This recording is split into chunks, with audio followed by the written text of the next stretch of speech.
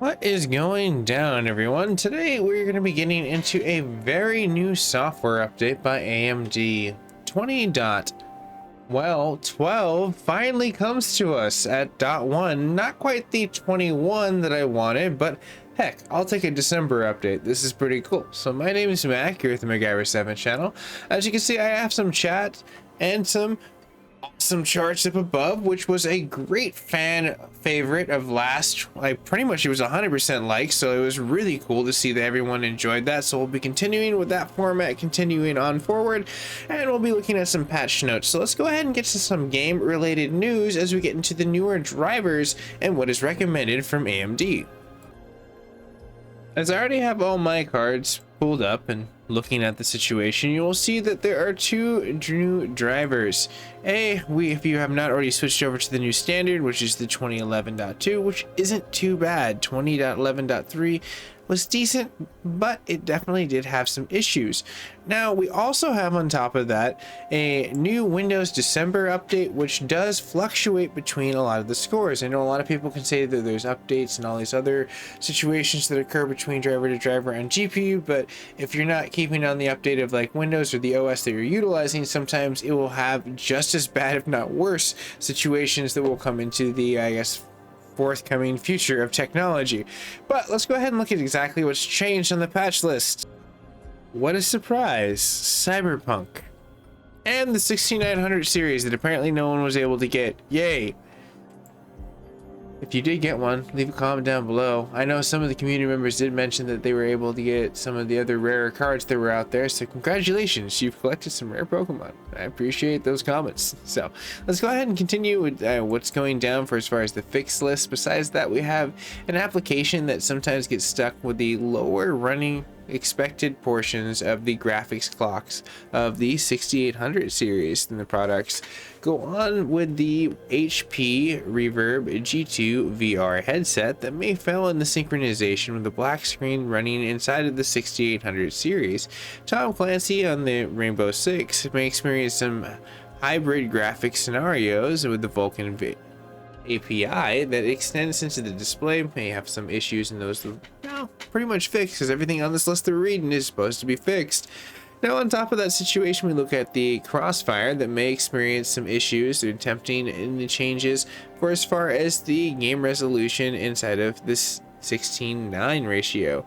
On top of the performance metric overlay that comes into the tuning and the incorrect reports, and the higher expected idle clock for as far as the RX 5700 products. Now the known issues as we slide down robustly come to us to a situation where we have bright flickering and the situations for immediately coming down to the Radeon and the FreeSync enable and the borderless full screens. Some of the displays inside of these Spectral C series Samsung portions and the Odyssey G9s may experience some intermittent black screens as well on the 6000 series, now coming down to the products. Samsung Odyssey makes the list again for experiencing some corrupt issues for as far as what looks like a 5120 times 1440 2400 on that hertz. That's not too bad. Give me that 240 on the hertz. I know, it'll be so cool one day. But Metro Exodus makes a nice little battlefield, as well as Tomb Raider and Call of Duty in the Modern Warfare for the intermittent portions of the application crashes, which is kind of huge that that's that big of a known issue. I mean, there's definitely going to be a 12.2 coming up probably sooner than later. Moving on, looking at this point of what we looked at, the filter in the Radeon software settings is not taking effect within the Directx 9 for the application of the RDNA products. Looking on some of the games that experience some of the shuttering when in the borderless full and extended screens and connecting inside of Netflix, those windows and those applications or on RDNA products. So now they've started to address the RDNA that's probably been there. That's been the issue that they've been trying to fix, but been really discreet about. That's very interesting that Netflix and all these other things are tied to this. RDNA. It's been around for a good second, but now we're looking at a lot of situational points of just like tetherments in the future of binding to GPU series, 3 CPG series, and beyond, for as far as the future of what they can actually get into.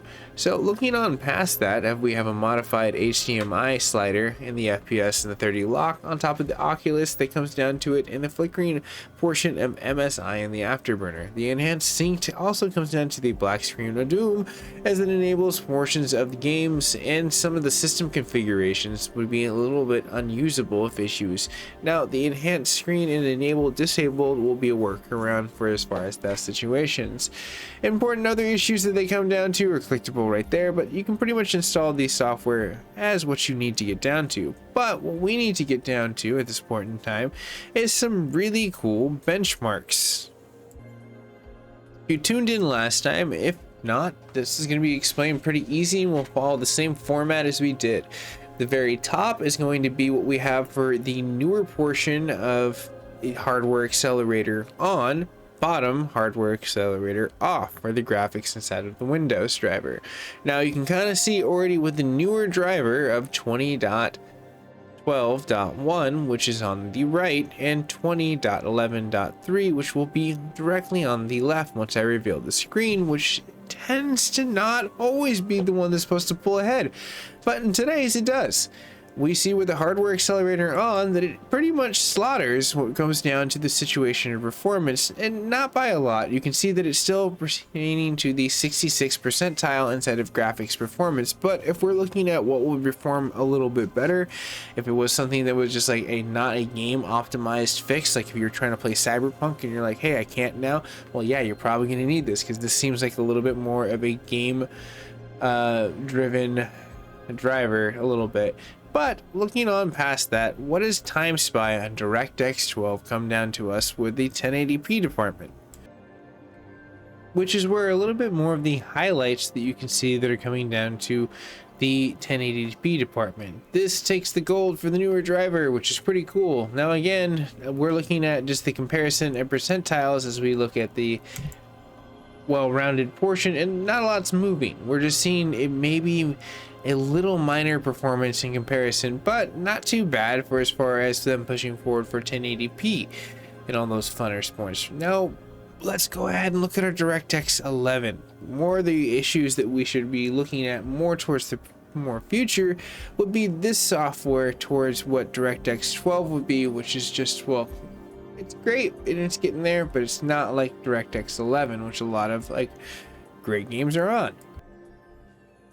Now, so far with the 4K department and the DirectX 11, we're starting to see that, well, it's not too bad with the hardware accelerator off. But again, nominal improvements when you look at the percentiles going from score to score to score. This just happens to be the favorable one between nominal points comparatively when you look at what's up above, which is about 30 points in performance with the hardware accelerator off and on. Now driver to driver, the newer driver is going to take it a little bit. Now performance, I would look to you, the community, to leave a comment down below if you're running into any issues and what game titles you are.